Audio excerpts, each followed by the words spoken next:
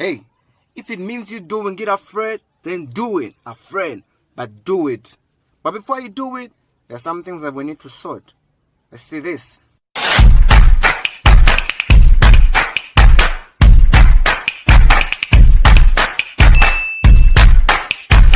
My friends, the situation is not a problem in the boat, because the boat was designed to float as long as the situation on the outside doesn't get on the inside.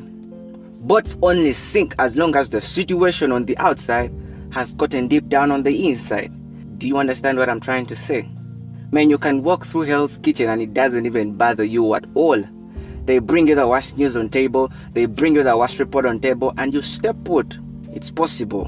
But the moment it starts to get in you, you are now drowning because the life around you has gotten deep down into you. It's reflected in your conversation, it's reflected in your attitude, it's reflected in your speech, it's reflected in your thought life. And that's the first sign of going down, when you allow the things around you to get on the inside. People who rise above the storms are able to do it because they're able to float through it without allowing it to get in them. You can go through it. I don't care if it's a recession, I don't care if it's a depression, because there are some people who became millionaires in the middle of a depression because they did not allow the news around them. When you put on your phone, you see the pandemic, this is the economic part, you see the economic recessions, you see how people are going to lose their jobs, you see how people are going to lose this and this, you see how economies are going to lose money, you see how economies are going to retire. Man, people who are able to become millionaires in the middle of depressions, they became so because they did not allow the news on the outside to affect their thought line on the inside. Are we together? When the things on the outside get down on the inside of you, you begin to sink. Well then, how do I keep it out? I'm glad you asked. My sister, my brother, you do not want to associate, you do not want to become tied up with, you do not want to intricately become involved with people who penetrate your pitch. You don't want to associate with negative, doubtful, fearful, fretful, bad news people. People who are always telling you bad news, man. You do not want to associate with such people. All those people begin to leave holes in your faith. Do you see that? And let me tell you something. When they leave you, it doesn't matter what kind of faith you got. When they leave you, you start saying, oh, I actually don't know whether I can do it. I don't know. Man, you want to be with people that build you up. People that strengthen you, people that fortify you, people that encourage you. You know, iron sharpens an iron, and associations do matter. The people you associate with, that is your tomorrow. So you can go through it without it going through you. Are we together? We can go through this pandemic together without it going through us, but it starts with what you let sink on the inside of you. What are you going through right now that's getting into you? If you want to know what's getting into you, then listen to what you're always talking about. Because out of the abundance of the heart, the mouth will speak. So if you want to know what's in your heart, then listen to what your mouth will speak. Listen to what your mouth is always speaking. Listen to what your mouth is always talking about. Then you will know that something is full in your heart. With the businesses closed, with the economic recessions expected, with some economies retardations expected, with some people losing their jobs expected, with a lot of fear in the people around the world, what are you going to let get into you? A little story about my YouTube channel journey.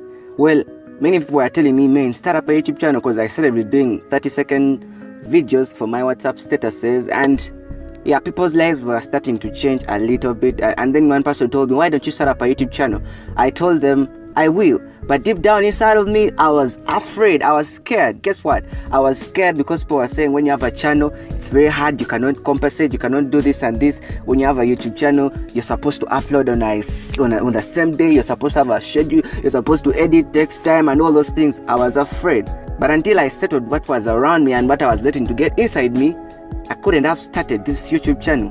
Did I mind what people were going to say? No, because I knew that even though I'm afraid to start doing this thing, I knew that if I'm to change the world like you are called to, if I'm to change people's way of thinking like you are called to, if I'm to inspire someone like you are called to, if I'm to encourage, if I'm to motivate, if I'm to change, if I'm to inspire someone like you are called to, then I needed to set up a YouTube channel so that I can widen my circumference of influence. So I started the YouTube channel.